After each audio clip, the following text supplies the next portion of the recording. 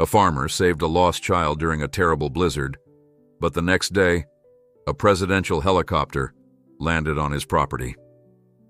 Before we continue, don't forget to subscribe to the channel, like the video, and comment where in the world you're watching from. Let's go. The Montana winter had painted the landscape in shades of white and gray, the kind of coldness that seeps into your bones and makes a home there.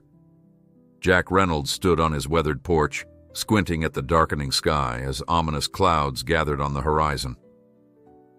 At 63, Jack had weathered enough Montana winters to recognize the signs of an approaching blizzard. This one looked particularly nasty. Storms coming in faster than they predicted, he muttered to his border collie, Max, who pressed against his leg, sensing his master's concern. Better secure the livestock. Jack pulled his worn jacket tighter around his lean frame and adjusted his hat. 20 years as an Army Ranger, followed by 15 as a Montana cattle rancher, had left him with a body that was tough as leather, but marked by the years. A slight limp from an old combat injury, hands calloused from daily labor, and eyes that had seen too much. The wind was picking up, carrying the first flurries of what promised to be a punishing snowstorm. Weather reports had warned of potentially record-breaking conditions, advising residents to stay indoors. Jack had spent the morning preparing, checking generators, stocking firewood, and ensuring he had enough supplies to last a week if necessary. His nearest neighbor was 5 miles away, and the small town of Eagles Ridge was a good 20-mile drive. During winter storms like this, Jack knew he was on his own. That's how he preferred it. Since returning from his final tour and losing his wife Sarah to cancer 3 years ago, solitude had become Jack's closest companion. Their daughter Melissa lived in Chicago with her husband and twin boys, calling weekly but visiting rarely. The vast emptiness of his 200-acre ranch suited the emptiness he sometimes felt inside. As Jack led Max back into the house, the first heavy snowflakes began to fall. By nightfall, the storm had intensified into a full-blown blizzard. Wind howled around the corners of his sturdy farmhouse, snow accumulating in drifts that grew by the hour. Inside, Jack sat in his favorite armchair by the fireplace, a dog-eared copy of Hemingway's The Old Man and the Sea in his hands, and a glass of whiskey on the side table. Max suddenly lifted his head, ears perked forward, and let out a low growl. "What is it, boy?" Jack asked, marking his page and setting the book aside. The dog moved to the window, pawing at the glass and whining anxiously. Jack joined him, peering out into the swirling white darkness. At first he saw nothing but the chaotic dance of snow in the beam of his porch light. Then, a flicker of movement caught his eye, something that didn't belong in the wild storm. "What the hell?" Jack muttered, squinting to make out what he was seeing. There it was again, a small dark shape moving slowly through the blizzard, barely visible through the curtain of white. Jack grabbed his coat and boots. "Stay," he commanded Max, though the dog whined in protest. Jack flipped on the powerful flashlight he kept by the door and stepped out into the storm. The wind hit him like a physical force, nearly knocking him back. Snow immediately clung to his eyelashes and beard as he raised the flashlight, searching for what he'd seen from the window. The beam caught it, a small figure hunched against the wind, trudging through snow that reached above its knees. A child. Jack didn't hesitate. He plunged into the storm, fighting against the wind and deep snow. As he got closer, he could make out more details. A small boy, perhaps 7 or 8 years old, wearing a winter coat that was woefully inadequate for the brutal conditions. The child's movements were sluggish, his head down against the driving snow. "Hey!" Jack shouted, but his voice was swallowed by the howling wind. He pushed forward faster. When he reached the boy, Jack could see his face was alarmingly pale, lips tinged blue. The child's eyes, glassy and unfocused, briefly registered Jack's presence before rolling back. As the boy began to collapse, Jack lunged forward and caught him. Without wasting a moment, Jack scooped the child into his arms and turned back toward the warm light of his farmhouse. The boy was terrifyingly light and cold to the touch. Jack held him close to his chest, trying to shield him from the worst of the storm as he battled his way back through the deepening snow. By the time Jack stumbled back onto his porch, his muscles burned from exertion and cold. He kicked the door open and carried the boy inside, calling for Max to move out of the way. The dog circled anxiously as Jack laid the child on the couch nearest the fireplace. Working quickly, Jack removed the boy's wet coat and boots. The child was unconscious, his breathing shallow, skin like ice. Hypothermia, Jack recognized immediately, his mind flashing back to wilderness survival training from his ranger days. "Hang in there, kid," Jack said as he wrapped the boy in blankets. He knew the child needed to be warmed gradually. Too much heat too quickly could send him into shock. As Jack worked, his mind raced with questions. Who was this boy? How had he ended up alone in a blizzard miles from the nearest home? Where were his parents? The boy couldn't have walked all the way from town in these conditions. There had to be others nearby. A stranded vehicle, perhaps. Jack moved to the window, peering out into the storm, but visibility was near zero now. If there was a car out there, he couldn't see it. For the next hour, Jack sat beside the boy, carefully monitoring his condition. Gradually, color returned to the child's face and his breathing deepened. When the boy's eyelids finally fluttered open, Jack felt a wave of relief wash over him. "Hey there, soldier," Jack said gently, using the same tone he'd once used with scared young recruits. "You're safe now." The boy's eyes, a startling blue, darted around the room in confusion and fear before settling on Jack's face. Where am I?" the child whispered, his voice weak. "You're at my farm. I found you out in the storm," Jack explained. "I'm Jack Reynolds. Can you tell me your name?" "Tommy," the boy managed. "Tommy Shepard." "Good to meet you, Tommy. How about some warm soup? Then you can tell me how you ended up in my front yard during the worst blizzard I've seen in 20 years. Tommy nodded weakly. While Jack heated some homemade soup he'd stored in the freezer, the boy seemed to gather his strength. By the time Jack returned with a steaming bowl, Tommy was sitting up, though still wrapped in blankets, with Max protectively curled at his feet. "Thank you, sir," Tommy said, accepting the soup with trembling hands. Jack watched as the boy took a few cautious sips. "Now, Tommy, I need to know if there's anyone else out there. Were you in a car? Are your parents nearby?" Tommy's eyes welled with tears. "My dad. Our truck slid off the road. He told me to follow the fence line to find help while he tried to get the truck unstuck. But then the snow got so bad, and I couldn't see the fence anymore, and I got lost." The boy's voice broke. Jack felt his chest tighten. A man was out there in this killing storm. "How far back, Tommy? Can you remember?" "I don't know," Tommy sobbed. "It felt like I walked forever." Jack stood and moved to the window again. The blizzard raged unabated, visibility still near zero. Attempting a search now would be suicide. He could pass within feet of the stranded vehicle and never see it. Even with his military training, the odds of finding Tommy's father alive diminished with every passing minute. But Jack Reynolds had never been one to accept impossible odds. "Tommy, I need you to listen carefully," Jack said, returning to the boy. "I'm going to try to find your dad, but I need you to stay here where it's safe. Max will stay with you." The dog's ears perked up at the sound of his name. "Can you be brave for me?" Tommy wiped his eyes and nodded. "Are you going to save my dad like you saved me?" Jack squeezed the boy's shoulder. "I'm sure going to try." While Tommy finished his soup, Jack prepared for what might be the most dangerous rescue mission of his life. He dressed in layers: thermal underwear, flannel shirt, his heaviest sweater, and the insulated coveralls he used for winter work. He grabbed his best cold weather gear: insulated gloves, a balaclava, and goggles to protect against the driving snow. From his closet, Jack pulled out a rucksack and filled it with emergency supplies: a first aid kit, space blankets, hand warmers, a thermos of hot coffee, some energy bars, and a powerful two-way radio that might work over short distances. Finally, he retrieved something he hadn't used in years, a coil of climbing rope that he slung across his chest. Jack knew his best chance of finding Tommy's father was to follow the boys' tracks back to their source, but with the rapidly accumulating snow, those tracks would be disappearing by the minute.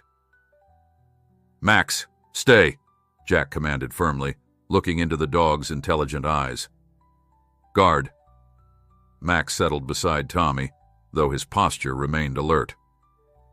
The boy clutched the dog's fur with one hand, eyes wide with fear and hope. "I'll be back as soon as I can," Jack promised, securing his headlamp and checking his flashlight one last time. With a final glance at Tommy, Jack stepped out into the raging storm, immediately engulfed by swirling white. The cold bit at the small patches of exposed skin around his eyes, and the wind threatened to knock him off balance. Pointing his flashlight at the ground, Jack could just barely make out the disturbed snow where he had carried Tommy to the house.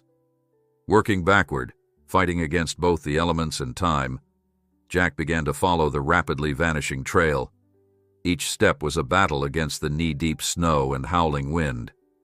As he moved farther from the safety of his home, Jack was acutely aware that he was walking a dangerous line. If he got disoriented in this whiteout, he could easily become another victim of the storm. But somewhere out there was a father who had sent his son for help, a man who was probably freezing to death while praying his boy had found safety. Jack couldn't turn back. Not yet. He pushed on, one grueling step after another, following what remained of Tommy's trail like the ranger he once was, refusing to quit, even as the bitter cold seeped through his layers and the wind screamed in his ears. The Montana blizzard showed no mercy, but neither did Jack Reynolds. The wind whipped mercilessly as Jack fought his way through the deepening snow. What had been knee-deep near his house was now approaching his thighs in some drifts. His muscles burned with the effort, but he pushed forward, keeping his eyes trained on the diminishing trail left by the boy. 20 minutes into his search, the trail disappeared completely, erased by the relentless snowfall. Jack stopped, heart pounding, and surveyed the blinding whiteness around him. The rational part of his mind, the part that had kept him alive through 3 combat tours, told him to turn back. Continuing without a trail was a fool's errand that could cost him his life. But the thought of Tommy's father out there, alone and freezing, kept him moving. Jack pulled out his compass, confirming he was still heading roughly southeast, the direction from which Tommy must have come. He estimated he'd traveled a little less than a mile from his house. If the boy had walked for as long as he claimed, the truck could still be a considerable distance away. "Think, Reynolds," Jack muttered to himself, his words immediately swept away by the wind. He reached for his radio and attempted to transmit. "This is Jack Reynolds. If anyone is stranded in a vehicle southeast of Eagle Ridge Ranch, respond on this frequency." He repeated the message twice, then listened. Nothing but static answered him. Jack was debating his next move when a faint sound caught his attention, different from the constant howl of the wind. He strained to listen, turning slowly to locate the source. There it was again, a distant muffled honking, a car horn. Jack oriented himself toward the sound and pushed forward with renewed determination. The horn blared again, slightly louder, confirming he was moving in the right direction. Someone was still alive out there, still conscious enough to signal for help. The going was brutally slow. Twice Jack fell, the deep snow cushioning his fall but sapping his strength as he struggled to regain his footing. His wounded leg, a souvenir from an IED in Afghanistan, protested with each labored step. But Jack Reynolds had endured worse pain for less important causes. After what felt like an eternity, but was probably only 15 minutes, Jack spotted something dark, looming in the whiteness ahead. As he drew closer, the shape resolved into a pickup truck, half buried in a snowdrift, its front end crumpled against a tree. "Hello," Jack shouted, fighting to be heard over the storm. "Tommy's safe. I've got your boy." The driver's side door pushed open a few inches before being forced back by the wind. Jack reached the vehicle and yanked the door open, revealing a man slumped over the steering wheel. The interior light illuminated a face contorted with pain and blue-tinged with cold. "Tommy," the man gasped, his voice barely audible. "You found my boy?" "He's safe at my house," Jack assured him, quickly assessing the man's condition. "I'm Jack Reynolds. My ranch is about 1.5 miles northwest of here." Relief washed over the man's face, followed immediately by a grimace of pain. "Thank God. I'm David Shepard.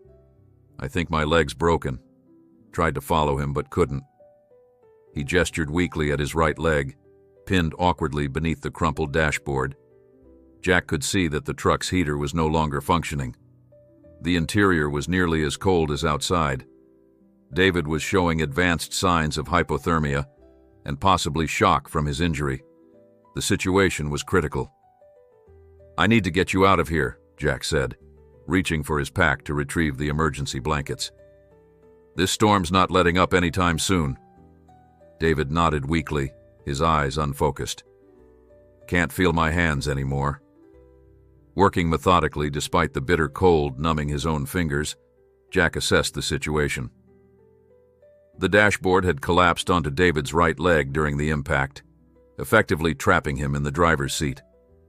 Blood had frozen in dark patches on his jeans, indicating a compound fracture. Jack knew moving him would be painful and potentially dangerous, but leaving him was a death sentence. The temperature was plummeting, and even his heavy winter clothing wouldn't protect David much longer.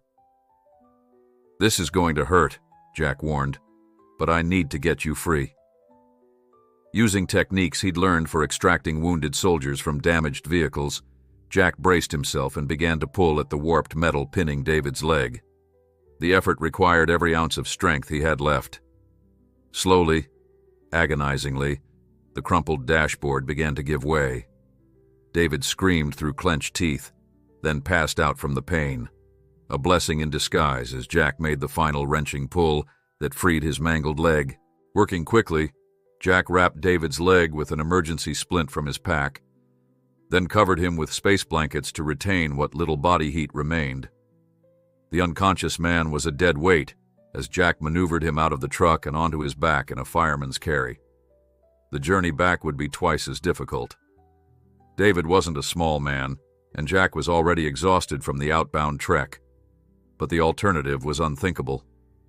Taking a moment to orient himself with his compass, Jack began the grueling return journey, David's unconscious form draped across his shoulders. Each step was agony. The wind seemed to blow directly into his face no matter which way he turned. The snow had deepened further, now well above his knees in places. Jack's breathing came in harsh gasps, forming ice crystals in his beard. His bad leg threatened to buckle with every step, but he forced himself forward. "Not going to die out here," Jack grunted, though there was no one to hear him. "Not today." He thought of Tommy waiting at the farmhouse, praying for his father's return. He thought of his own daughter Melissa and his grandsons who barely knew him. He thought of Sarah, who would kick his ass in the afterlife if he gave up now.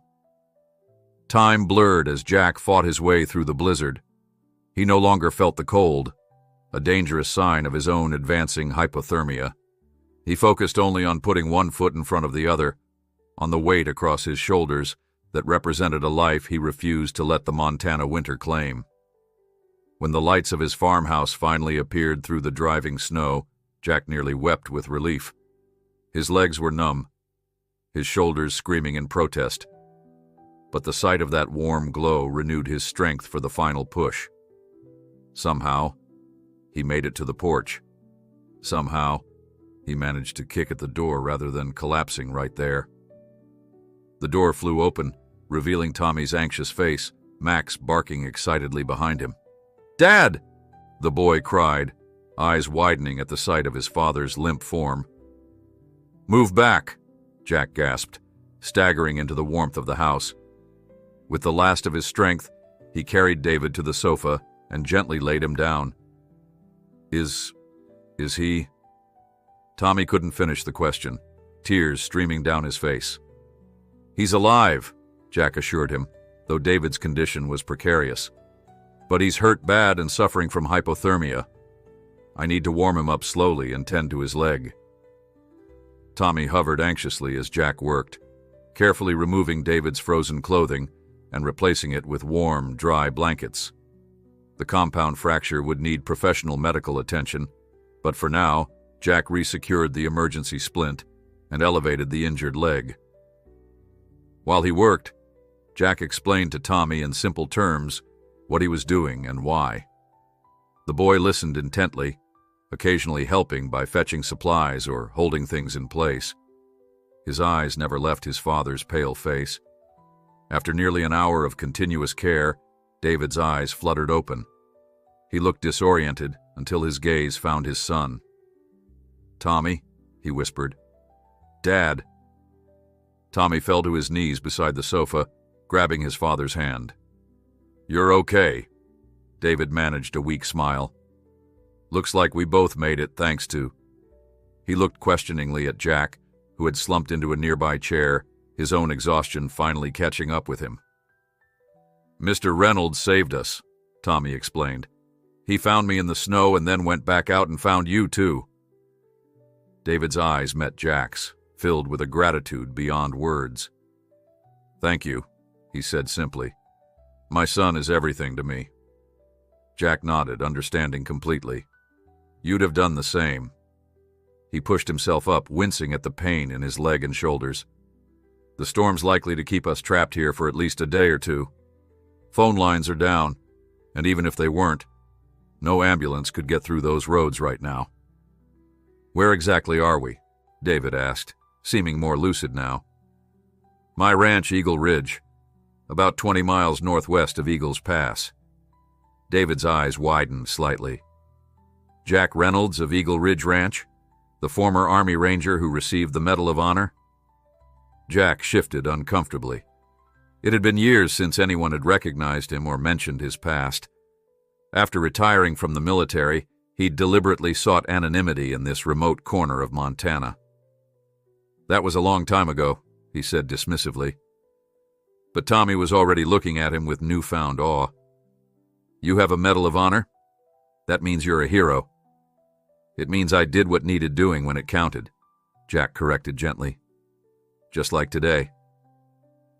David's face had taken on an odd expression, something beyond gratitude or recognition. "Mr. Reynolds, I think there's something you should know about who I am." Jack's brow furrowed as he studied David more carefully. Now that the immediate crisis had passed, he noticed details he'd missed before. The man's bearing, his careful speech, the expensive watch on his wrist that seemed out of place for someone driving an old pickup truck during a blizzard. "I'm listening," Jack said, lowering himself back into his chair. His body ached from the exertion of the rescue, but his mind remained sharp, trained by years of assessing situations and people quickly. David attempted to sit up straighter, wincing as the movement jostled his injured leg. "My name is David Shepard, but most people know me as David Canton. I use my mother's maiden name when I want to avoid attention." The name sparked recognition in Jack's mind. David Canton was the newly appointed Secretary of Defense, sworn in just 3 months ago. Jack had seen his face briefly on the news but paid little attention to politics these days. "You're a long way from Washington," Jack observed, his tone neutral. David nodded. "Tommy and I were headed to a small cabin I own near Glacier National Park. No security detail, no staff. Just father and son time before the new year begins and things get too hectic." He ran a hand through his son's hair affectionately. "I don't get enough of that these days." "Does anyone know where you are?" Jack asked, the security implications immediately apparent to him. "My chief of staff knows the general area, but I deliberately kept the details vague. After 15 years in politics, I've learned to value privacy." David sighed. "The Secret Service will be looking for us by now, though. I was supposed to check in hours ago." Tommy looked up at his father, confusion evident on his young face. "Are we in trouble, Dad?" "No, buddy," David assured him, "but some people will be very worried about us." Jack rose stiffly and moved to the window. The blizzard showed no signs of abating. If anything, it had intensified. The wind howled around the eaves of the old farmhouse, and snow had drifted halfway up the window panes. "No one's getting in or out tonight," Jack said firmly. "Not even the Secret Service. Your people will have to wait until this storm breaks." David nodded in acceptance. "I'm afraid you're right, and frankly, I'm in no condition to be moved." He gestured to his splinted leg. "How bad is it?" Jack didn't sugarcoat his assessment. "Compound fracture of the tibia, from what I could tell. You've lost blood, and there's risk of infection. Once the storm passes, you'll need proper medical attention." "You seem to know your way around field medicine," David observed. 3 tours as a ranger will teach you that," Jack replied simply. "I've seen worse." He turned to Tommy, who was beginning to look exhausted from his ordeal. "You must be hungry again. How about some more soup, and maybe a sandwich this time?" Tommy nodded eagerly, and Jack made his way to the kitchen, grateful for the chance to keep moving. His muscles would stiffen badly if he sat too long, and there was still work to be done. As he heated more soup and assembled sandwiches, he could hear Tommy chattering to his father, the boy's resilience remarkable after what he'd been through. By the time Jack returned with the food, David had managed to prop himself up further, though his face was pale with pain. Max had positioned himself protectively at Tommy's side, the dog's head resting on the boy's lap as if he'd appointed himself the child's personal guardian. "Your dog seems to have adopted my son," David remarked with a small smile. "Max is a good judge of character," Jack replied, setting the food on the coffee table. "He doesn't warm up to many people." They ate in companionable silence for a while, the only sounds the howling wind outside and the crackling of the fire. Jack noticed David struggling to stay awake, the combination of pain, hypothermia, and probable shock taking its toll. "You should rest," Jack told him. "I'll keep an eye on things." David nodded gratefully. "Thank you, Mr. Reynolds, for everything." "Jack," he corrected. "Just Jack." As David drifted into an uneasy sleep, Tommy helped Jack clear away the dishes, the boy insisting on making himself useful. Back in the kitchen, Tommy watched as Jack checked his emergency supplies and the fuel level in the generator. "Is my dad going to be okay?" Tommy asked suddenly, his voice small. Jack turned to find the boy's blue eyes fixed on him, searching for reassurance. He'd seen that same look countless times, in the eyes of young soldiers facing their first combat, in civilians caught in war zones, in the faces of those who needed hope when circumstances offered little. "Your dad is tough," Jack said, choosing his words carefully. "And he has something important to fight for. You. That counts for a lot." Tommy seemed to accept this, nodding solemnly. "Like how you fought for my dad even though you didn't know him, because it was important." Jack felt something stir in his chest, an emotion he hadn't allowed himself to feel much since Sarah's death. "That's right," he said softly. "Some things are worth fighting for, no matter the odds." Later, after settling Tommy on a makeshift bed near his father, Jack finally allowed himself to rest in his armchair, Max lying vigilantly at his feet. The storm continued to rage outside, but inside the old farmhouse, a fragile peace had settled.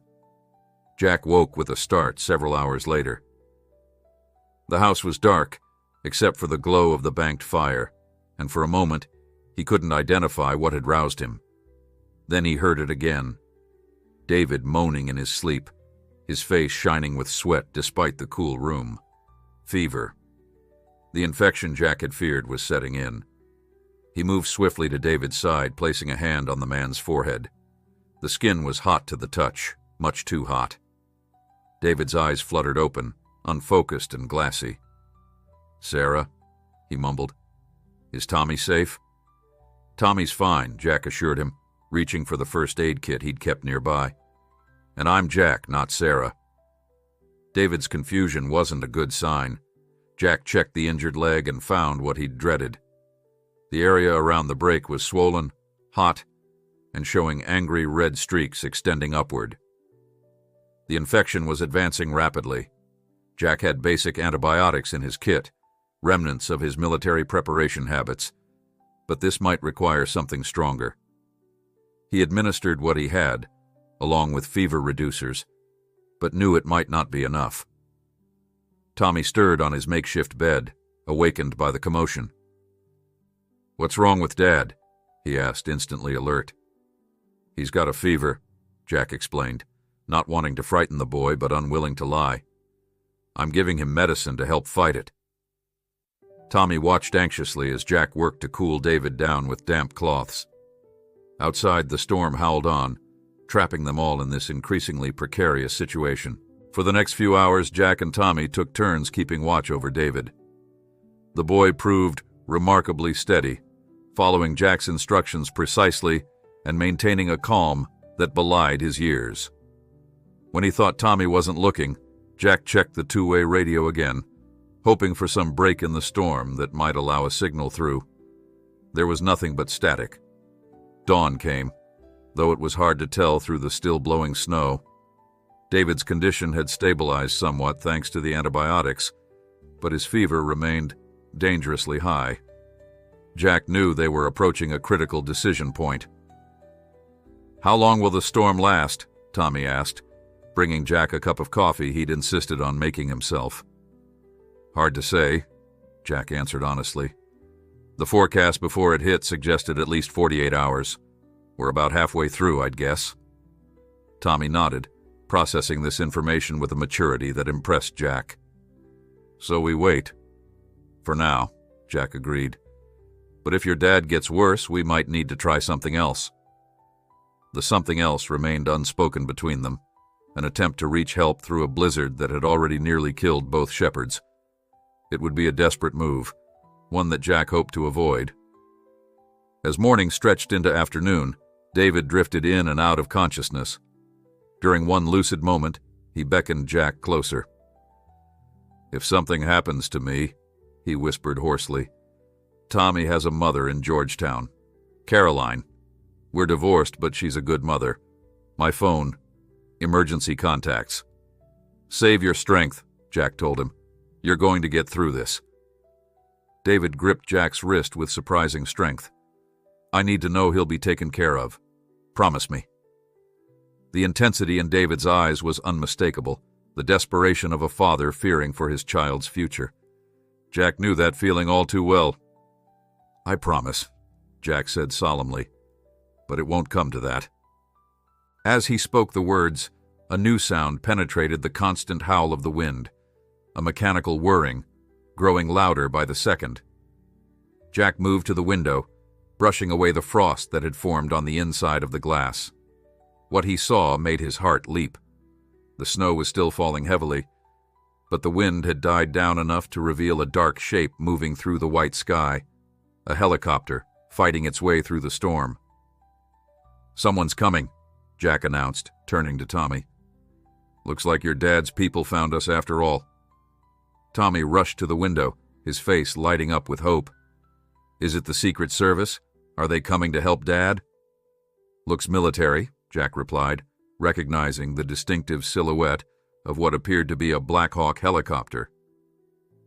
The aircraft was fighting against the still powerful winds, its approach slow and deliberate. "Probably National Guard. They must have gotten word about your father." The helicopter circled once, seemingly assessing the property below, then began a cautious descent toward the open field adjacent to Jack's house. Snow swirled violently beneath the rotors, creating a miniature blizzard within the larger storm. "They'll need a signal," Jack said, already moving to the closet where he kept emergency supplies. He pulled out a high-powered flashlight designed for signaling. "Tommy, stay with your father. I'm going out to guide them in." "Be careful," Tommy called after him, his small face etched with concern. Jack bundled up quickly, pulled on his boots, and stepped outside into the biting cold. The storm had diminished somewhat since the night before, but conditions were still treacherous.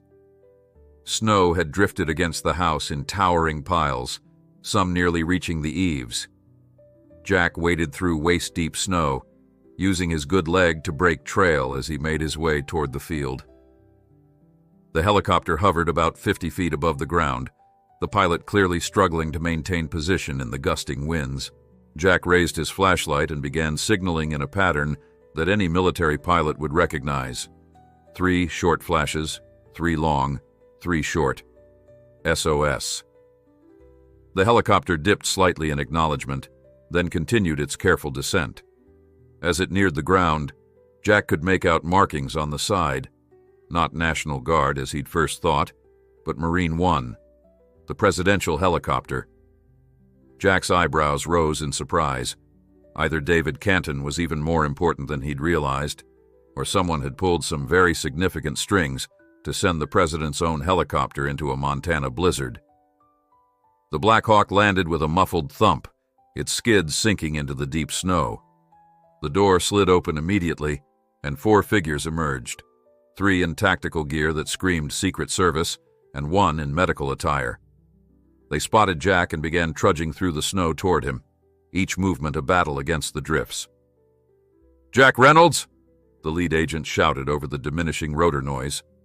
Jack nodded. "Secretary Canton is inside. Compound fracture to the right tibia, high fever, probable infection setting in. His son is unharmed." The agent looked momentarily surprised by the succinct assessment, but recovered quickly. "I'm Agent Wilson, Secret Service. This is Dr. Patel from Walter Reed." He gestured to the woman beside him, who carried a large medical kit. "We need to evacuate the secretary immediately." "This way," Jack said, turning back toward the house. "But I should warn you, moving him won't be easy. The break is severe." Dr. Patel nodded grimly. "We've brought equipment for stabilization. The helicopter is fitted with emergency medical transport capabilities."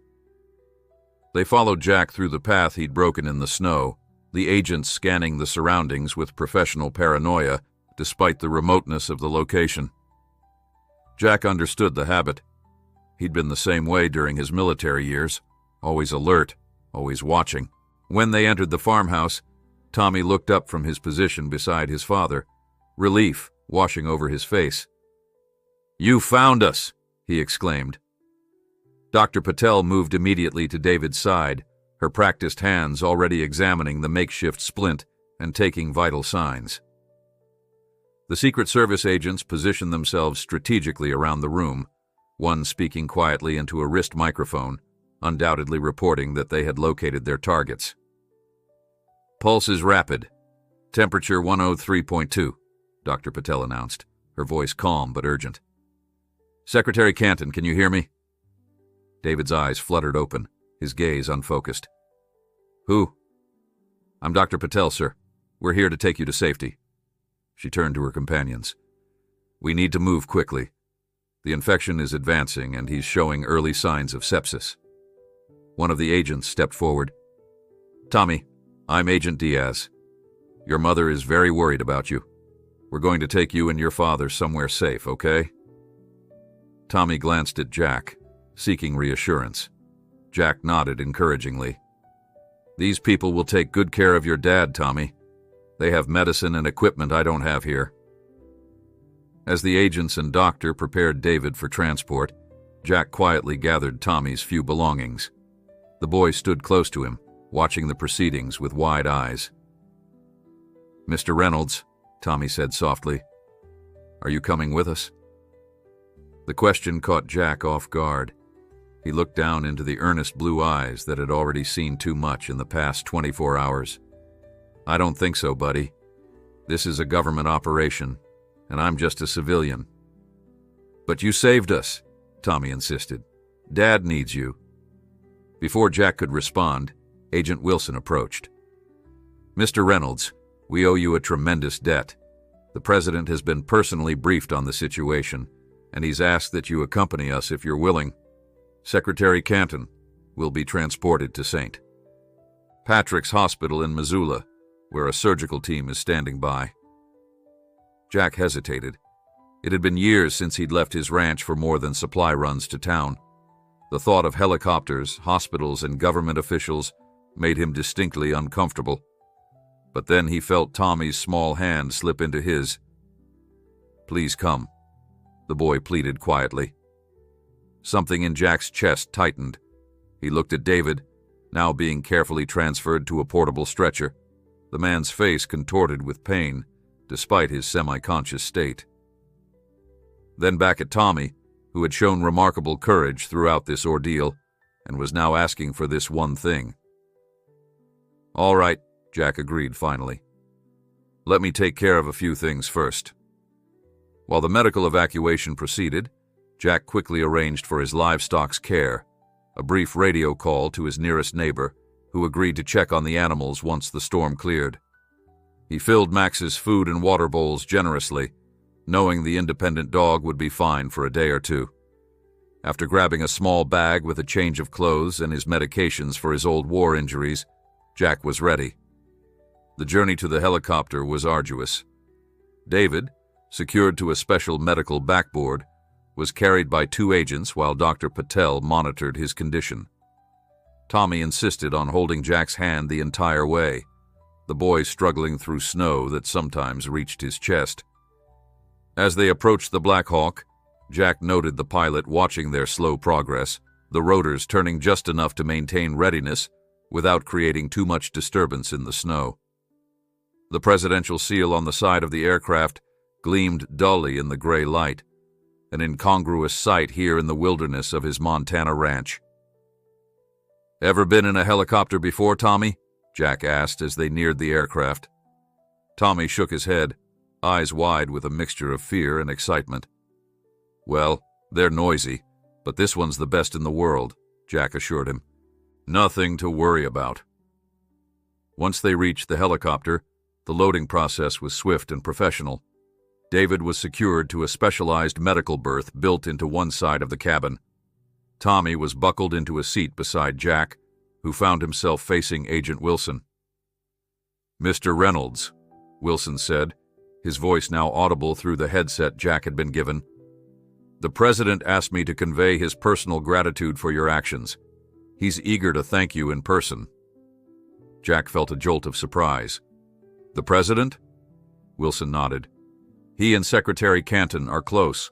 They served in the Senate together before the administration was formed. This is more than just a cabinet secretary to him. It's a friend." As the helicopter lifted off, rising above Jack's snow-covered ranch, Tommy pressed his face to the window in wonder. Jack found himself doing the same, seeing his home from a perspective he hadn't viewed in decades, not since his last helicopter evacuation from a battlefield far away.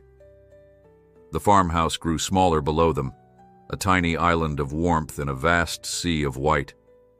For the first time, Jack could fully appreciate the magnitude of the storm they'd endured. The entire landscape, transformed into an unbroken blanket of snow, roads and landmarks, completely obliterated. "Estimated arrival at St. Patrick's, 22 minutes, the pilot's voice announced over the intercom. "Weather improving as we move southwest." Dr. Patel continued her work on David, establishing an IV line and administering what Jack assumed were stronger antibiotics than he'd had available. Tommy watched anxiously until Jack gently distracted him with questions about school and his interests. As the Black Hawk sped through the gradually clearing skies, Jack found himself entering a world he'd deliberately left behind years ago, a world of protocols and power, of governmental machinery and public attention. It was not a comfortable feeling for a man who had chosen isolation and simplicity. Yet, when Tommy leaned against his shoulder, trusting and exhausted, Jack couldn't bring himself to regret his decision. Some things, as he'd told the boy, were worth fighting for. And sometimes, that meant leaving the safety of your own carefully constructed boundaries. St. Patrick's Hospital in Missoula had been transformed by the arrival of the Secretary of Defense. Secret Service agents patrolled the corridors, communication equipment had been hastily installed, and an entire wing had been cleared of regular patients. As Jack followed Tommy through the sliding doors of the emergency entrance, he was struck by the controlled chaos that surrounded them. Medical personnel rushed forward to meet the stretcher bearing David Canton, Dr. Patel efficiently transferring care to the waiting surgical team. Terms like septic shock and aggressive antibiotic protocol flew between them as David was whisked away through double doors marked "Authorized Personnel Only." Tommy watched his father disappear, his small face tight with worry. "Is Dad going to surgery now?" Agent Wilson knelt beside the boy. "Yes, Tommy. The doctors here are going to fix his leg and help fight the infection. They're the best at what they do." A woman in a dark suit approached, her manner brisk but kind. "I'm Helen Fraser, the hospital administrator. We've prepared a private waiting area for you." She gestured down a hallway, guarded by more agents.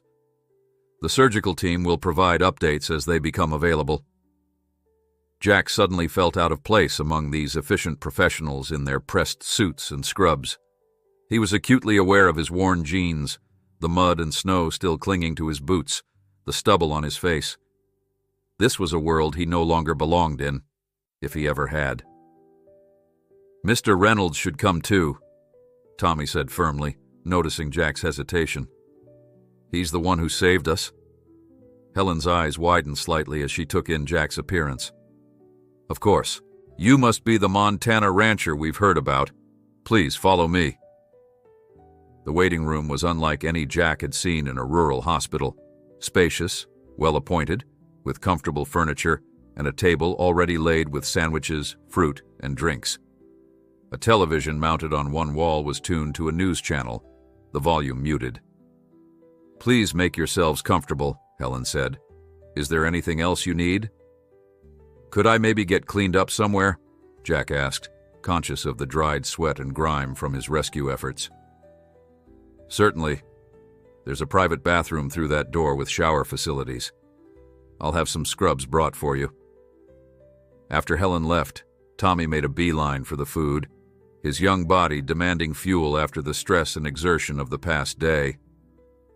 Jack watched him pile a plate high with sandwiches and smiled despite his exhaustion.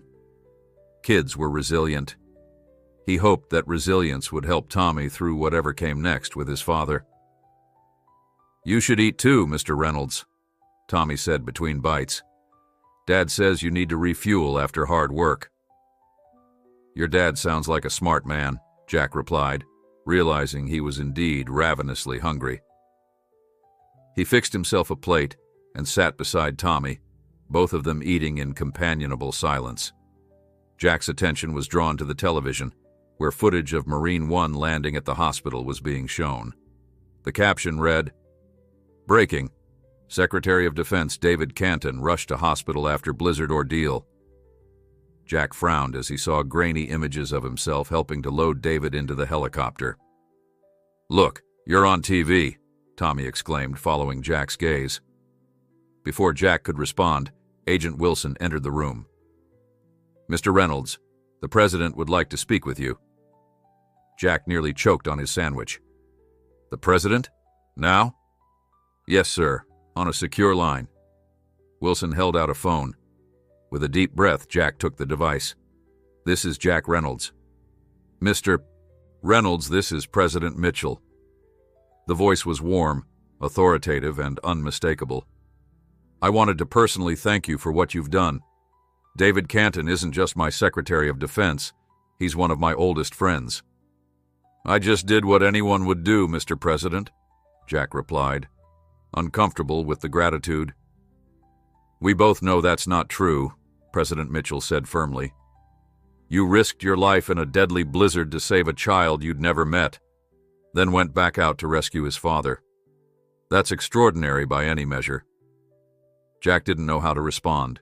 He'd never been good at accepting praise, even when he'd received the Medal of Honor years ago. "The doctors tell me David's prognosis is good, thanks to your timely intervention and field medical skills," the President continued. I understand you're a former Army Ranger? Yes, sir. 75th Regiment. And a Medal of Honor recipient. I should have made the connection earlier when they gave me your name. Jack shifted uncomfortably.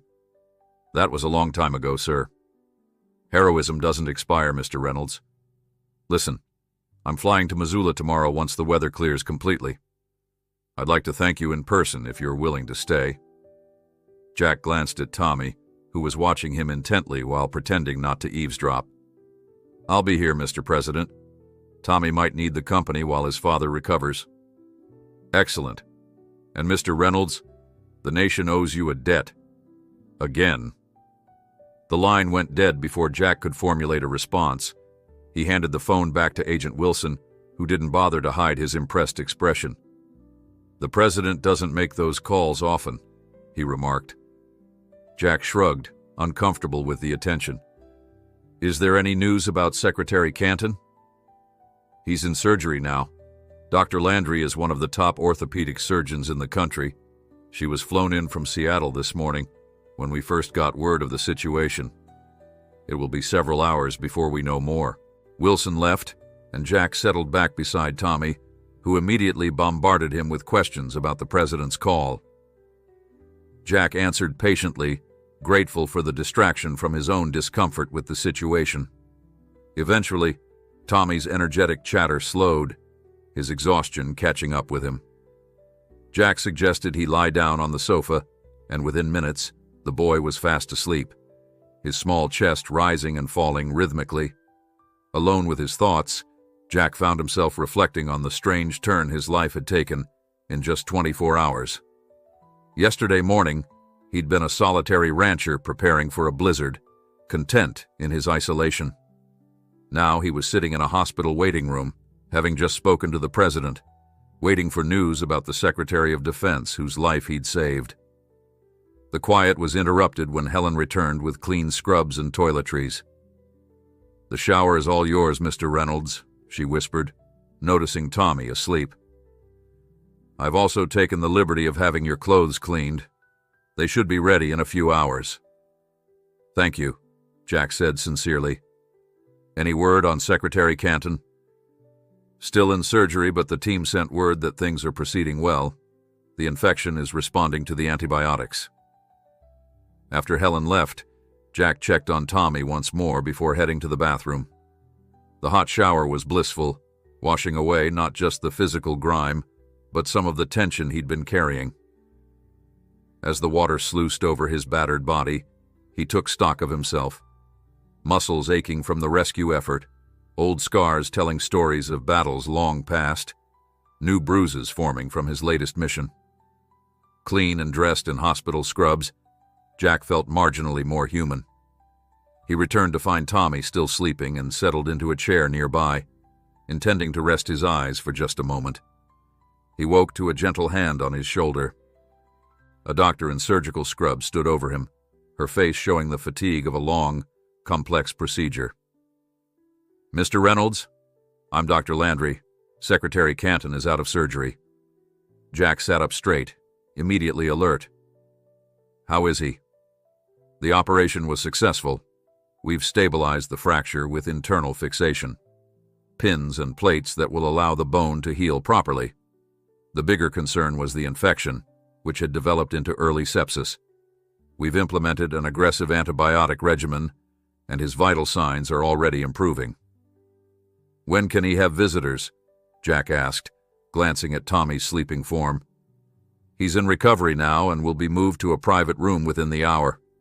He'll be groggy but stable enough for brief visits. Dr. Landry hesitated. He was asking for you, actually. And his son, of course. Jack nodded, surprised. I'll be there, and I'll bring Tommy when he wakes up. After the doctor left, Jack checked his watch. He'd slept for nearly 4 hours, the adrenaline crash finally catching up with him. Outside the windows, darkness had fallen again, the storm now just a few lingering snowflakes illuminated by the hospital's exterior lights. Tommy stirred, blinking owlishly as he regained consciousness. Mr. Reynolds? Is my dad okay? He just got out of surgery, Jack explained gently, The doctor says it went well. We can see him soon." Relief washed over Tommy's face. "He's not going to die?" "No, buddy. Your dad's going to be fine. He's tough, just like I said." Tommy nodded solemnly, then asked in a small voice, "Can you come with me to see him? I'm a little scared." Jack felt that same tightening in his chest he'd experienced earlier. "Of course I will." As they waited for word that David was ready for visitors, Tommy leaned against Jack's side, drawing comfort from the man who had become his protector in this crisis. Jack found himself putting an arm around the boy's shoulders, a gesture that felt both foreign and somehow right. Outside the waiting room, the hospital buzzed with activity, security preparations, medical staff coming and going, and somewhere, Jack knew, reporters gathering as news of the dramatic rescue spread. Tomorrow would bring the president more attention and complications Jack couldn't yet foresee. But for now, in this quiet moment with a child who trusted him, Jack Reynolds felt a peace he hadn't experienced in years. David Canton's hospital room was a stark contrast to Jack's rustic farmhouse. State-of-the-art medical equipment hummed and beeped, monitoring every aspect of the secretary's condition. 2 Secret Service agents stood discreetly in the corners, their eyes constantly scanning for threats even in this secure environment. Jack paused at the doorway, Tommy's hand firmly in his. David lay on the bed, his complexion still pale but improved from the gray pallor of earlier. His right leg was elevated, encased in bandages and surrounded by cooling pads to reduce inflammation. IV lines delivered antibiotics and pain medication. "Dad?" Tommy called softly, his voice small in the large room. David's eyes fluttered open, taking a moment to focus. When they did, his face softened with relief. "Tommy, you're okay." Jack gently guided the boy forward. Tommy approached his father's bedside cautiously, as if afraid the machines and tubes might hurt him. "It's all right," Jack reassured him. "Just be careful of the IV lines." Tommy nodded and took his father's hand. "Does your leg hurt bad?" David managed a weak smile. "Not too much right now. They've given me some pretty good medicine." His gaze shifted to Jack, standing a few steps back. "Jack, they told me what you did, going back out in that storm." "Anyone would have done the same," Jack said, the familiar deflection automatic. David shook his head slightly. "No, they wouldn't. The doctor said another hour out there and I'd have lost the leg. Maybe worse." His voice strengthened with emotion. "You saved my son, then came back for me. I owe you everything." Jack shifted uncomfortably under the intensity of David's gratitude. "You'd have done the same for Tommy." "In a heartbeat," David agreed, "but that doesn't diminish what you did." He winced slightly as he adjusted his position. "I understand the president called you." "Briefly," Jack acknowledged. "He said he's coming tomorrow." David nodded. "James Mitchell is a good man. We've known each other 20 years since we were both freshman senators." He looked at Tommy, then back to Jack. "Has Tommy's mother been notified?" "She's on her way," Jack replied. "Agent Wilson said she should arrive by morning. The airports are still dealing with delays from the storm." Relief washed over David's face. Despite their divorce, it was clear he valued his ex-wife's role in their son's life. "Good. Caroline will be worried sick." He squeezed Tommy's hand. "You've been so brave, buddy. I'm proud of you." Tommy straightened at the praise. "I did what you told me, Dad. I followed the fence line like you said, and then Mr. Reynolds found me." "Guardian angels come in unexpected forms," David murmured, his gaze meeting Jack's.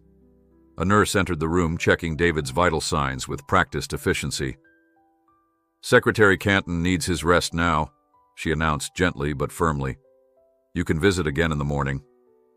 Tommy looked reluctant to leave, but Jack placed a reassuring hand on his shoulder.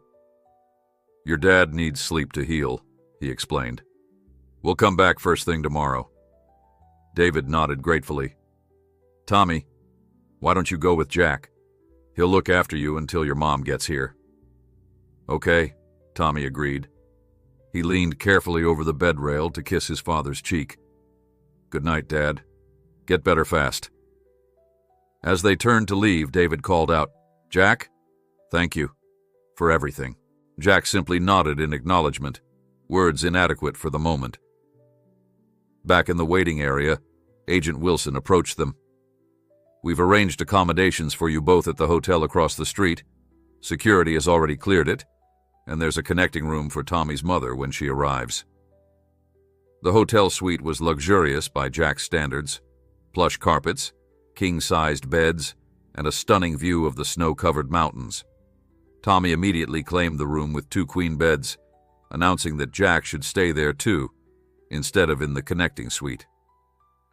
I don't want to be alone, the boy admitted, his earlier bravado momentarily giving way to vulnerability. I understand, Jack said, setting down his small bag of belongings, now supplemented with toiletries and a change of clothes provided by the hotel. I'll be right here. After helping Tommy get ready for bed, the boy was asleep almost before his head hit the pillow. Jack stood at the window, looking out at the city lights reflecting off the snow. His phone buzzed with a text from his neighbor confirming that the livestock were fine and Max had been fed. Jack sent a brief message of thanks, feeling strange about being away from his ranch. It had been years since he'd spent a night anywhere else. A soft knock at the door pulled him from his thoughts. Agent Wilson stood in the hallway, his tie loosened slightly in what seemed like a major concession to comfort for the disciplined agent. Mr. Reynolds, I thought you might want an update on tomorrow's schedule. The President's plane will land at 10 a.m. There will be a brief private meeting at the hospital, followed by a press conference. Your presence is requested at both. Jack frowned. Press conference? I didn't sign up for that. Wilson's expression remained neutral. The White House press secretary has been fielding calls nonstop. This story has captured public attention. The Secretary of Defense, stranded in a blizzard. Rescued by a Medal of Honor recipient who's been living as a reclusive rancher. People want to hear about it. I'm not comfortable with that kind of attention, Jack said firmly. The President understands and has limited media access, but some public acknowledgement is unavoidable given Secretary Canton's position. Wilson paused. For what it's worth, you've become something of a national hero overnight. Again. Jack sighed heavily. I just did what needed doing. Sometimes that's the definition of heroism, sir. Wilson handed him a card. My direct number if you need anything. There are agents posted in the hallway all night. After Wilson left, Jack checked on Tommy once more, then settled into the other bed, his body grateful for the comfort after the past 36 hours of exertion. Despite his exhaustion, sleep proved elusive as his mind churned with thoughts of the coming day and the unwanted spotlight it would bring. He must have drifted off eventually, because the next thing he knew, sunlight was streaming through a gap in the curtains. Tommy was still sleeping soundly, undisturbed by the gentle knocking at the door. Jack opened it to find a woman who could only be Tommy's mother. She had the same striking blue eyes as her son, though hers were currently red-rimmed from worry and lack of sleep. Mr. Reynolds, she asked, her voice wavering slightly. I'm Caroline Shepard. They told me Tommy was here with you. He's still sleeping, Jack said, stepping aside to let her enter. He had quite an ordeal. Caroline moved immediately to Tommy's bedside, her hand gently brushing his hair back from his forehead. The tenderness of the gesture reminded Jack painfully of Sarah and how she used to check on Melissa the same way. The agents briefed me on what happened, Caroline said softly, her eyes not leaving her son. They told me you found him in the blizzard, then went back out to rescue David. Your son is very brave, Jack replied. He walked for miles in that storm trying to find help for his father. Caroline's eyes filled with tears. That sounds like Tommy, always trying to be the hero just like his dad. She finally turned to face Jack fully. I don't know how to thank you. No thanks needed, ma'am.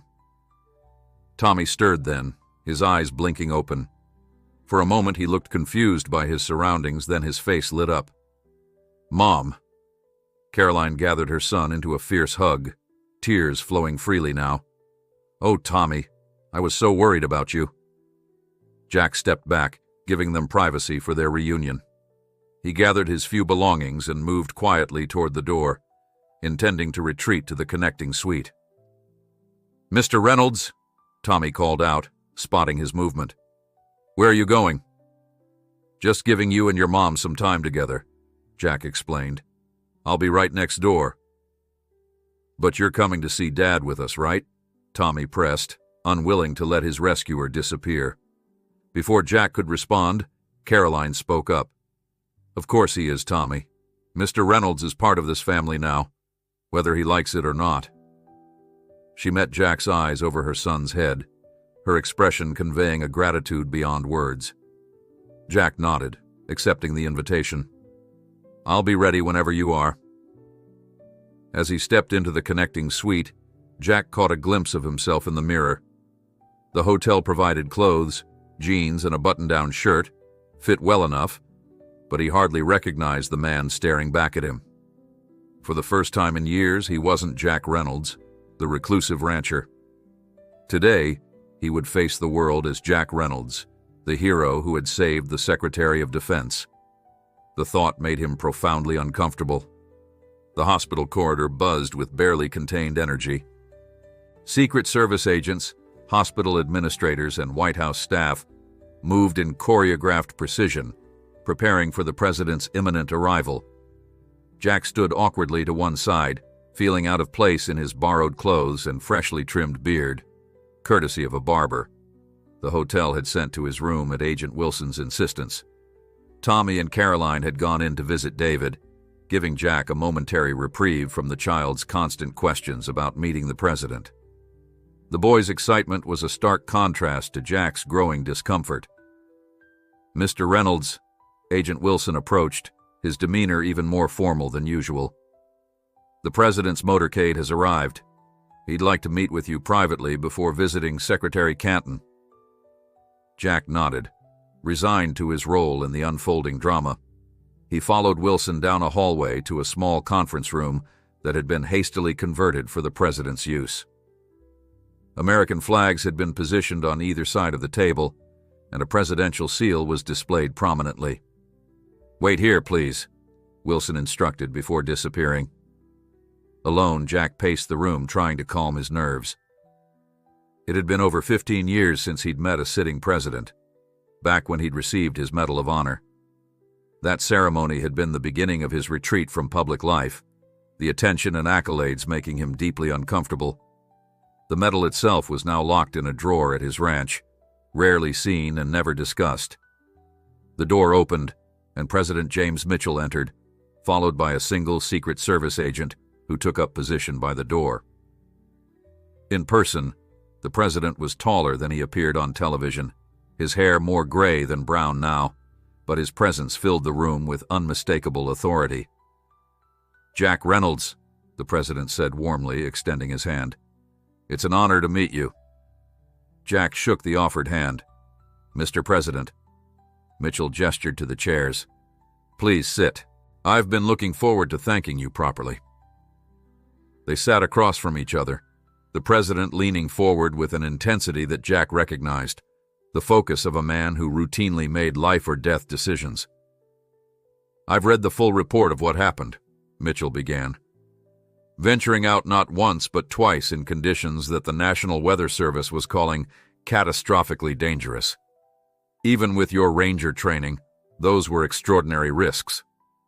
Jack shifted uncomfortably. "I just did what needed doing," the president finished for him, a smile playing at his lips. "So I've heard. Your former commanding officer warned me you'd say exactly that." Jack's eyebrows rose in surprise. "You spoke to Colonel Hayes?" "I did. Wanted to understand the man who saved one of my closest friends and advisors." Mitchell's expression grew more serious. "He spoke very highly of you, said you were the finest soldier he'd ever commanded, and the most reluctant hero he'd ever met." With all due respect, Mr. President, I didn't do anything special. Anyone would have helped a child in a blizzard. Perhaps, but not everyone would have gone back out for the father, especially in those conditions. Mitchell studied him thoughtfully. David tells me you didn't even know who he was when you rescued him. It wouldn't have mattered if I had, Jack said honestly. The president nodded, seeming to accept this. Colonel Hayes also mentioned you've been living in near total isolation since your wife passed. My condolences, by the way. Thank you, sir. Jack was uncomfortable with how much the president seemed to know about his personal life. The nation has missed men like you, Jack. Your sense of duty, your willingness to act without concern for personal safety. Mitchell leaned back in his chair. Which brings me to why I wanted to speak with you privately. Jack tensed, sensing what was coming. The press is clamoring for this story. I'm holding a brief conference after I visit David, and I'd like you to stand with me.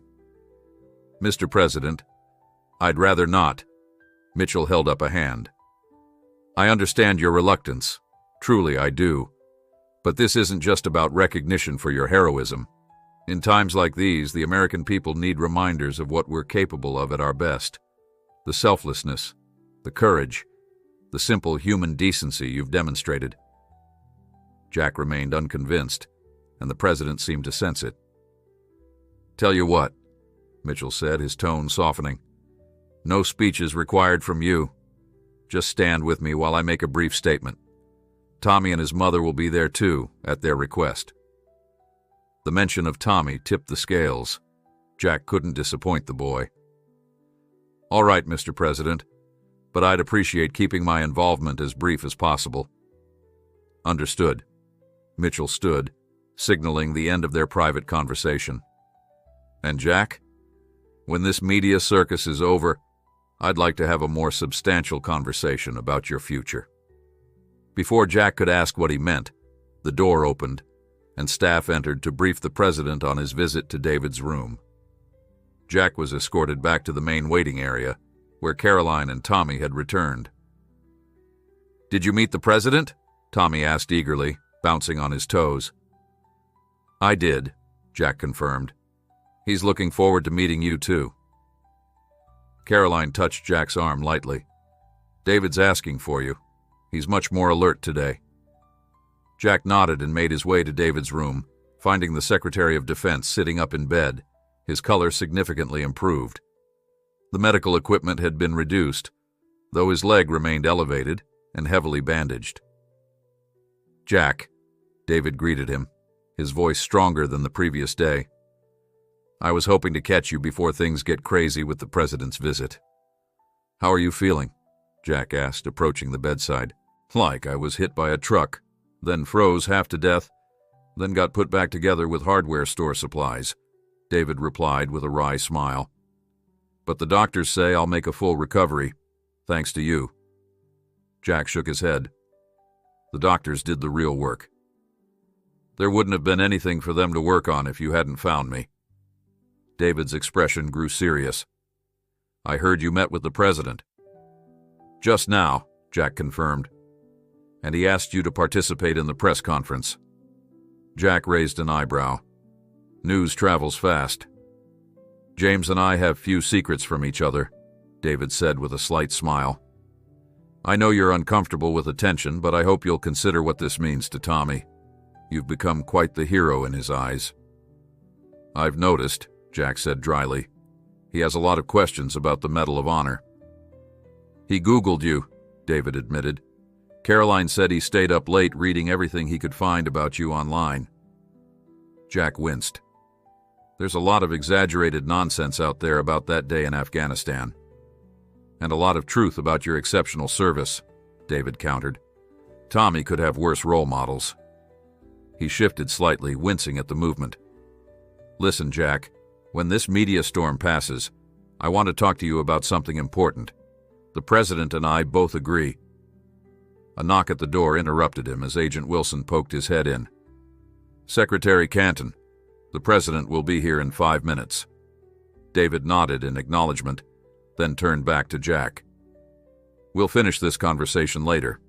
For now, just know that I'm eternally grateful. Not just for saving our lives, but for how you've been with Tommy. He's not an easy kid to impress, but you've managed it."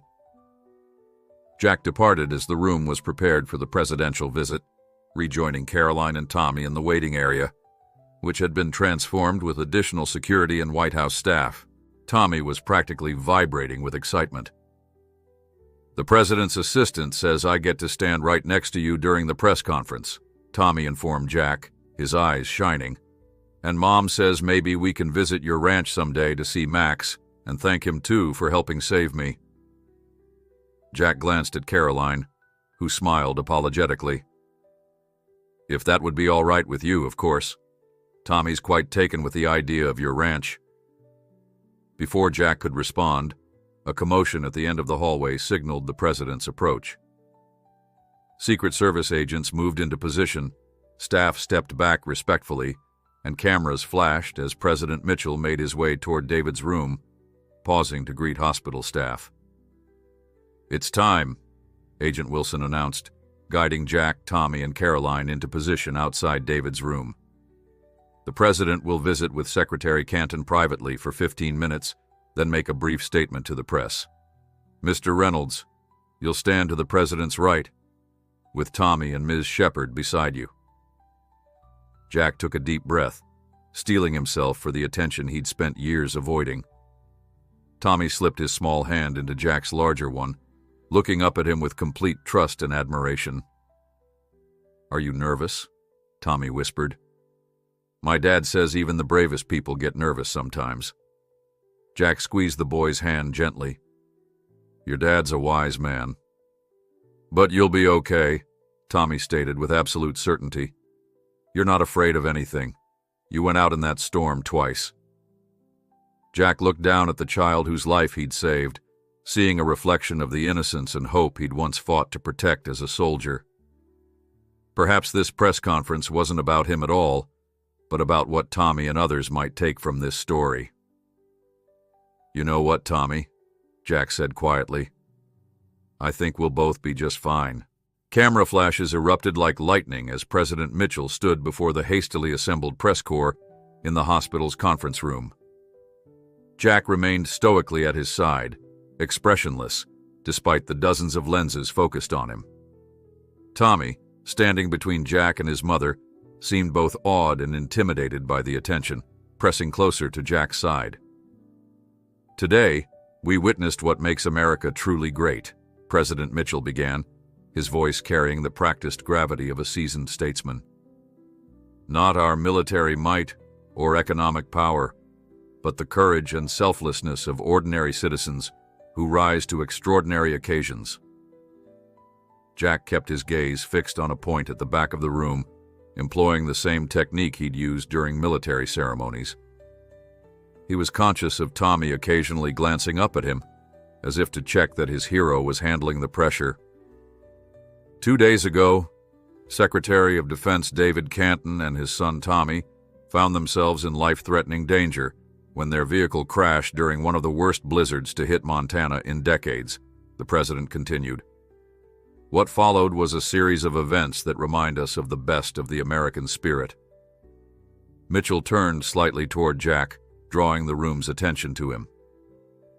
Jack Reynolds, a retired Army Ranger and recipient of our nation's highest military honor, the Medal of Honor, discovered young Tommy Shepard trudging through waist-deep snow, disoriented and suffering from hypothermia. The cameras clicked furiously, capturing Jack's uncomfortable expression despite his attempts to remain impassive. After bringing the child to safety, Mr. Reynolds then ventured back into the blizzard, at great personal risk, to locate and rescue Secretary Canton, who was trapped in his vehicle with a severe injury. Medical experts have confirmed that without Mr. Reynolds' timely intervention and expert field medical care, Secretary Canton would likely not have survived the night. Jack felt Tommy's small hand slip into his again, the child offering silent support, even as he received it. The simple gesture centered Jack, reminding him why he was enduring this spectacle. This selfless act of heroism exemplifies the values we hold dear as Americans: the president said, his voice swelling with emotion. Courage, determination, compassion, the willingness to risk one's life for a stranger. A reporter's hand shot up.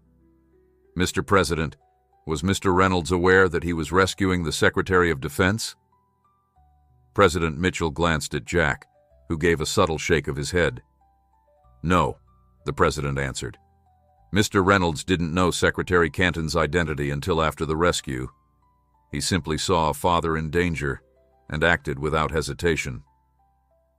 More questions followed, most directed at the president, but some aimed at Jack, who responded with brief, modest answers that seemed to only enhance his heroic image.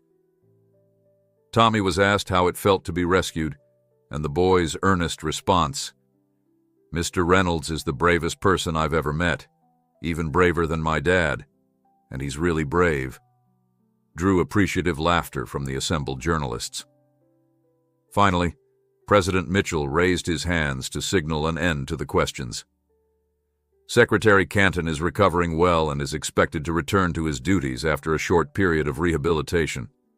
I've spoken with him at length today, and his gratitude toward Mr. Reynolds is boundless, a sentiment I share as both president and friend. Mitchell turned to face Jack directly. On behalf of a grateful nation, Jack Reynolds, I thank you for your continued service to your country, both in uniform and as a private citizen. Your actions remind us all that heroism doesn't end when the uniform comes off. With that, the press conference concluded. Jack felt a wave of relief as Agent Wilson guided them through a side door and away from the persistent questions still being shouted by reporters. Tommy bounced alongside him, clearly exhilarated by the experience. You were on TV, Mr. Reynolds, and me too. Did you see all those cameras? Jack managed a small smile. Hard to miss them. Caroline touched his arm lightly. Thank you for enduring that. I know it wasn't easy for you. Small price to pay, Jack replied, surprised to find he meant it. The press conference had been uncomfortable, but not as unbearable as he'd feared. They were escorted back to David's room, where the president was concluding his private visit. As they entered, Jack noted that David looked tired but in good spirits, his hand clasped in Mitchell's as they spoke in low, serious tones. Both men looked up as the group entered. There they are, President Mitchell exclaimed, his demeanor warming instantly. Tommy, you were excellent with the press. A natural. Tommy beamed at the praise, then rushed to his father's bedside. Dad, did you see us on TV? Mr. Reynolds didn't even look nervous. I saw, David confirmed, smiling at his son's enthusiasm. You both made me very proud. President Mitchell checked his watch. I'm afraid I need to get back to Washington. There's a situation developing that requires my attention. He shook Jack's hand firmly. We'll talk again soon, Jack. I meant what I said about discussing your future. After the president departed in a flurry of security and staff, the room felt suddenly quiet. David gestured for Jack to come closer. You survived the media gauntlet, he observed with a tired smile. Barely, Jack admitted. Not something I'd care to repeat. Unfortunately, this story has legs, as they say in the press. David's expression turned apologetic. The public loves a hero, especially one with your background. There will be more interview requests, probably book and movie offers too. Jack groaned. That's exactly what I don't want. I understand, David said, his tone softening. And I'll do what I can to shield you from the worst of it. But there's something I wanted to discuss with you. What I started to mention earlier. Caroline seemed to recognize something in her ex-husband's tone. Tommy, why don't we go find something to eat? I think your dad and Mr. Reynolds need to talk. Once they were alone, David adjusted his position slightly, wincing at the movement. The president and I have been discussing a proposition for you, Jack. Something that might interest you, given your unique background and capabilities. Jack's guard went up immediately. I'm retired, Secretary Canton. Happily so. David, please, he corrected, and I understand your hesitation, but hear me out before you decide. David explained that the administration had been developing a new initiative focused on rural emergency response and preparedness, a program meant to address the unique challenges faced by isolated communities during natural disasters and other crises. What happened to Tommy and me isn't uncommon, David continued. Rural Americans often find themselves cut off from emergency services during disasters. The difference is, most don't have someone like you nearby to save them. Jack listened silently, beginning to see where this was heading. We need someone to lead this initiative, Jack. Someone who understands both military precision and rural realities. Someone who commands respect and has proven their ability to perform under the most extreme conditions. You want me to leave my ranch and move to Washington, Jack stated flatly. David shook his head. Not necessarily. The program would be headquartered in Montana, actually. Close to the rural communities it's designed to serve. You'd need to travel occasionally for training and consultation, but your home base would remain here. Despite his instinctive resistance to any change in his solitary existence, Jack found himself intrigued. The concept appealed to the part of him that had always sought meaningful service. Why me? He asked, though he suspected he knew the answer. Because you live it, David replied simply. You're not some bureaucrat theorizing about rural challenges from behind a desk. You understand the realities of isolation, limited resources, and the importance of self-reliance. And after what you did for Tommy and me, I can't think of anyone better qualified to teach others those same life-saving skills. Jack moved to the window, looking out at the mountains in the distance, the same mountains that surrounded his ranch. The snow had stopped completely now, the sky a clear, brilliant blue that promised good weather for the coming days. I need time to think about it, he said finally. Of course, David agreed. Take all the time you need. But Jack? He waited until Jack turned back to face him. Sometimes the best way to honor those we've lost is to keep living with purpose. I think Sarah would want that for you. The mention of his late wife hit Jack like a physical blow. You don't know anything about what Sarah would want, he said, more sharply than he'd intended. David was unfazed by the reaction. You're right, I don't. But I know what Tommy and I want. The chance to thank you properly by offering you a way to help others, to make a difference again. The rest is up to you. Before Jack could respond, Tommy and Caroline returned, the boy chattering excitedly about the cafeteria's ice cream selection. Jack used the interruption as an opportunity to excuse himself, claiming a need for fresh air. Outside the hospital, Jack found a quiet bench beneath a barren tree. The air was crisp and clean after the storm, the snow glittering in the midday sun. For the first time in years, his carefully constructed isolation felt less like a refuge and more like a prison of his own making. The journey back to Eagle Ridge Ranch was as quiet as the trip away had been chaotic. 3 days after the rescue, Jack sat in a government SUV as it navigated the recently plowed roads through the Montana countryside. Agent Wilson had insisted on providing transportation, citing the continued media interest in Jack's story. Several news vans had already been turned away from the hospital entrance, hoping to catch the reluctant hero. Jack gazed out the window, watching the familiar landscape slide by. Snow blanketed the fields and forests, pristine and beautiful now that the storm had passed.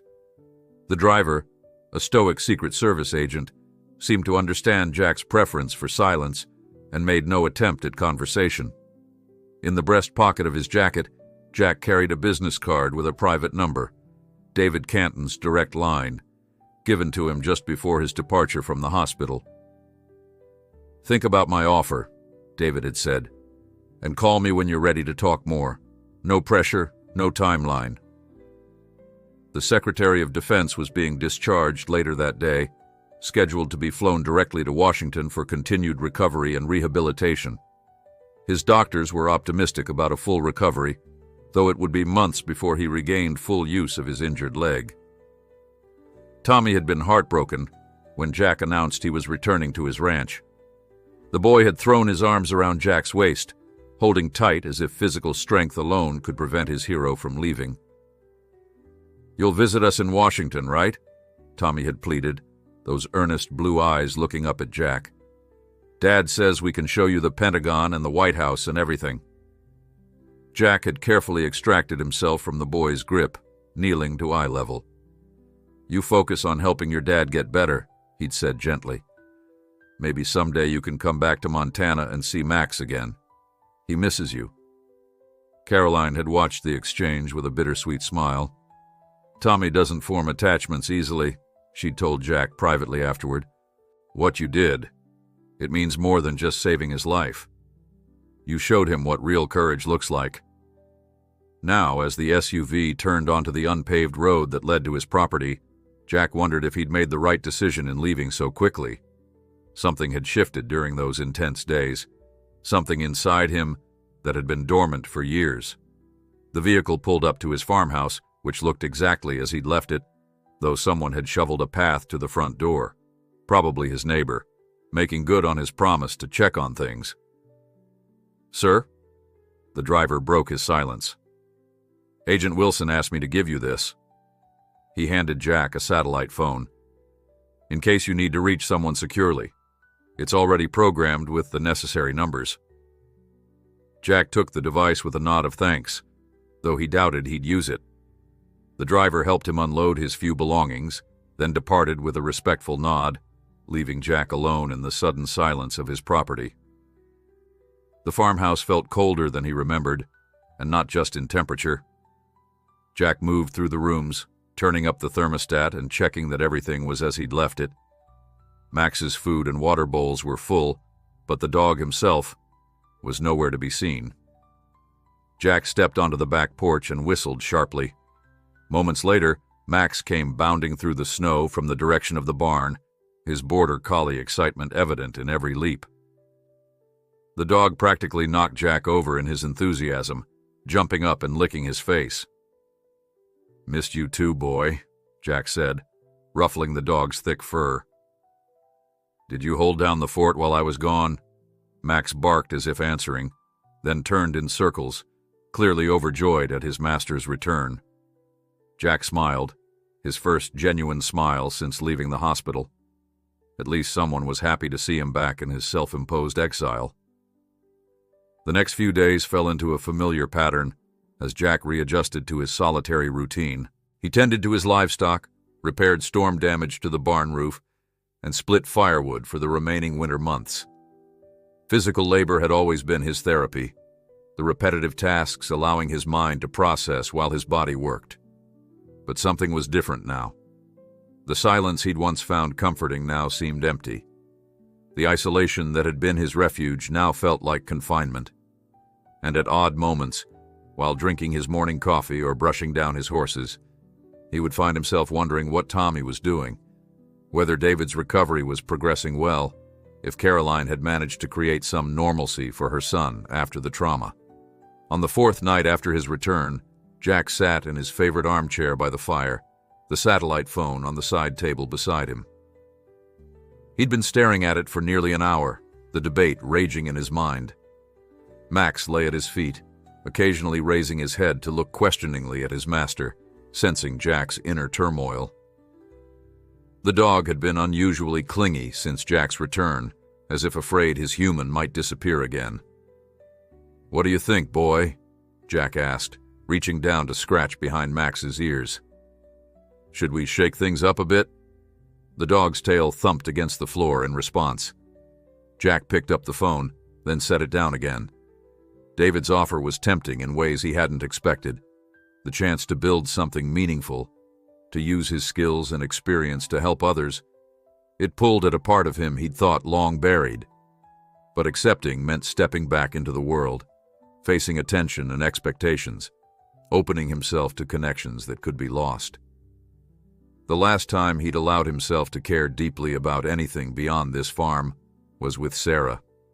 Her death had nearly destroyed him. The thought of forming new attachments, only to lose them again. Jack's gaze fell on a framed photograph he kept on the mantelpiece.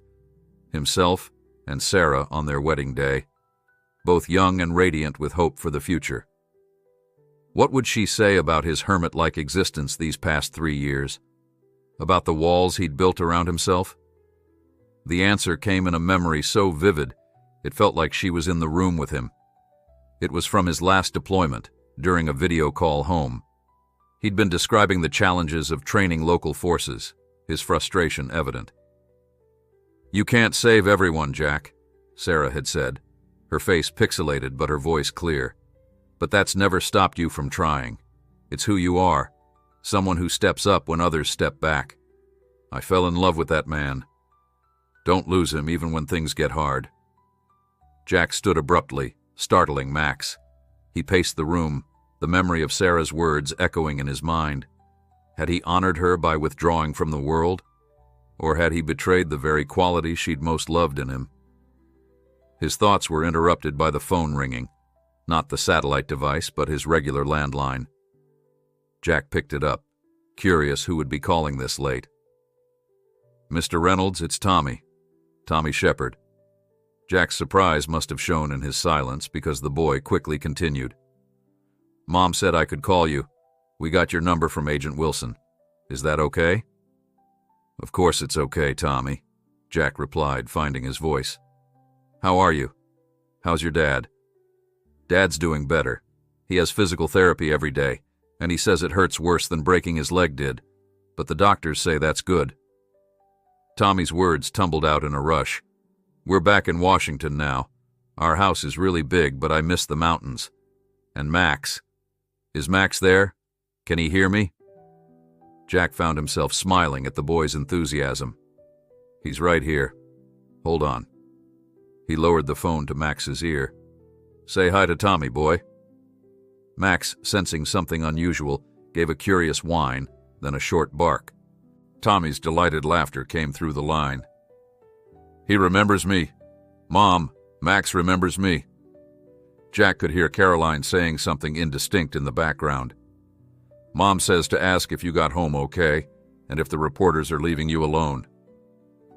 "I got home fine," Jack assured him, "and no reporters have found me yet." "Good," Tommy said firmly. "Dad says you deserve your privacy, but he also says you should think about his offer because you'd be really good at helping people." "What offer, Mr. Reynolds? Is my dad trying to get you to come to Washington?" Jack hesitated, unsure how much to share with the boy. "Your dad has an idea about a job I might be good at. I'm thinking about it." "You should take it," Tommy said with the absolute certainty only a child could muster. "Then you could visit us sometimes. I could show you my school and my room and everything." "I'll keep that in mind," Jack promised, touched by the boy's eagerness to maintain their connection. After chatting a few minutes more about Tommy's return to school and the super cool walking boot his father now sported, they said their goodbyes. Jack hung up the phone, his decision suddenly clear. He picked up the satellite phone and dialed the number David had given him. It was time to step back into the world, to become again the man Sarah had loved, the man who stepped up when others stepped back. 6 months later, Jack stood on the same spot where he had first spotted Tommy struggling through the blizzard. The Montana spring had transformed the landscape. Wildflowers now dotted the meadows where snow drifts had once threatened lives, and the air carried the scent of fresh growth, rather than the bitter cold of winter. "Hard to believe it all happened right here," said a voice behind him. Jack turned to see David Canton making his way carefully across the field, a cane in his right hand, supporting his still-healing leg. The Secretary of Defense moved with determination despite his slight limp, his face tanned from recent outdoor rehabilitation sessions. "Should you be walking on uneven ground like this?" Jack asked, concerned. David grinned. "Doctor's orders, believe it or not. Varied terrain builds stability and proprioception, whatever that means. Besides, I wanted to see the exact spot where Tommy started his journey." Jack nodded in understanding. He'd retraced that path himself many times in the months since the rescue, each time marveling at the child's courage and determination. "He walked almost 2 miles in that storm," Jack said quietly. "Most grown men wouldn't have made it half that distance." "He gets his stubbornness from his mother," David replied with a proud smile. "Speaking of which, they should be arriving soon. Tommy's been talking about nothing else for weeks." As if on cue, the sound of an approaching vehicle drew their attention. Jack's new truck, a practical upgrade from his ancient pickup, purchased with part of the unexpectedly generous salary from his new position, came bouncing up the dirt road, Caroline at the wheel, and Tommy's excited face visible through the passenger window. The truck had barely stopped before Tommy burst out, running full speed toward Jack and David, with Max racing to meet him halfway. Boy and dog collided in a joyful reunion of tumbling limbs and happy barks. "Mr. Reynolds! Dad, did you see how fast Max came when he saw me? He totally remembers me." Tommy's face was alight with happiness as he roughhoused with the border collie. Caroline approached at a more sedate pace, smiling at her son's enthusiasm. "I see the reunion is going well," she observed, giving David a brief hug before turning to Jack. "The ranch looks beautiful in spring, Jack. Thank you for having us." "My pleasure," Jack replied, meaning it sincerely. In the months since he'd accepted David's offer to lead the Rural Emergency Preparedness Initiative, he'd gradually grown comfortable with the Canton Shepherd family's presence in his life. Their planned weekend visit to Eagle Ridge Ranch had been Tommy's idea, a chance to see where his adventure had begun, now that the snow was gone and his father could travel. As they walked back toward the farmhouse, Jack reflected on how much had changed since that fateful blizzard. The initiative he now led had already made significant progress, establishing training programs for rural first responders and creating emergency protocols specifically designed for isolated communities. His military background and practical experience had proven invaluable in building a program that balanced theoretical knowledge with real-world application. The media attention had eventually died down, though Jack still occasionally found himself recognized in town, something that no longer bothered him as much as it once had. The farmhouse itself had undergone some renovations to accommodate his new part-time work schedule, with a small office added where he could conduct video conferences and review emergency response plans. But perhaps the most significant change was inside Jack himself. The walls he'd built after Sarah's death had begun to crumble, allowing him to form connections he'd once believed impossible. His relationship with his daughter Melissa had been rekindled after she'd seen him on the news and reached out. They now spoke weekly, and she was planning to bring his grandsons for a visit in the summer. Inside the farmhouse, now prepared for guests with fresh linens and a refrigerator stocked with food, Tommy immediately set about showing his mother all the features he remembered from his brief stay during the blizzard. His detailed recollections surprised Jack. The boy had clearly committed every aspect of his rescue to memory. "And this is where I slept," Tommy explained, pointing to the sofa. "And Mr. Reynolds sat right there all night making sure Dad was okay." David caught Jack's eye over his son's head, his expression conveying the gratitude that still remained, even after all these months. Later, as Caroline helped Tommy unpack in the guest room and David rested his leg, Jack stood on his front porch, watching the sunset paint the mountains in hues of gold and purple. The peaceful scene was a stark contrast to the howling whiteout that had nearly claimed 2 lives half a year ago. The screen door creaked open, and David joined him, leaning against the railing. "Penny for your thoughts," David said after a comfortable silence. Jack shrugged. "Just thinking about how different things look in a different season." David nodded, understanding the deeper meaning behind Jack's words. "The president asked about you yesterday. He's very pleased with how the initiative is developing." "It's good work," Jack acknowledged. "Feels right to be doing something that matters again." "Tommy thinks you're still saving the world, just in a different way," David said with a smile. "He tells all his friends his Uncle Jack teaches people how to be heroes." Jack felt a warmth spread through his chest at the boy's faith in him. Not heroes, just prepared. Same thing, in Tommy's book. David turned to face Jack fully. I wanted to tell you something before the others join us. The doctors confirmed yesterday that I'm cleared to return to full duties next month. No more acting secretary. That's great news, Jack said sincerely. I know you've been pushing for it. David nodded. It's been a long road back, but that's not what I wanted to tell you. He paused, seeming to choose his words carefully. There's talk in Washington about expanding your initiative nationally. The president believes what you've built in Montana should be a model for rural communities across the country. Jack raised an eyebrow. That would mean more travel, more public appearances. It would, David confirmed. But it would also mean more lives saved, more communities prepared for the worst. Like what happened to Tommy and me, but with happier endings because people knew what to do. The old Jack would have rejected the idea immediately, retreating further into his isolated existence. But the man who stood on the porch now was different, changed not just by the dramatic rescue, but by the connections that had grown from it. I'll think about it, Jack said, knowing in his heart that he'd already made his decision. Inside the house, they could hear Tommy laughing as Max performed some trick. The sound drifted through the open windows, the simple joy of a child who had faced death and emerged not traumatized, but stronger. In many ways, Jack reflected, Tommy's journey mirrored his own. You know, David said thoughtfully, when I was trapped in that truck, certain I was going to die, my biggest regret wasn't about work left unfinished or political goals unmet. It was that I hadn't spent enough time connecting with people who mattered. Tommy, friends, even Caroline, despite our divorce. I promised myself if I survived, I'd change that.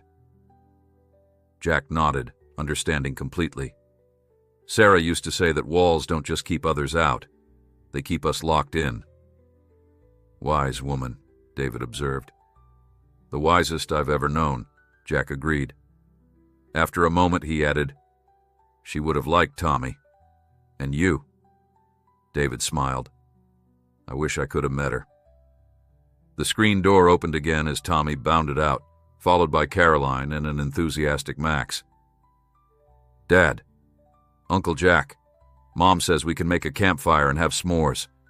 Can we do it now, please? Jack exchanged glances with David, both men smiling at the boy's exuberance. I think that sounds like an excellent plan, Jack said, ruffling Tommy's hair. Let me show you how to build a proper Montana campfire.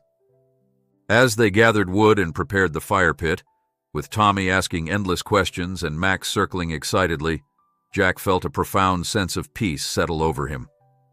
The ranch that had once been his fortress of solitude had become something else, a place of connection, of new beginnings.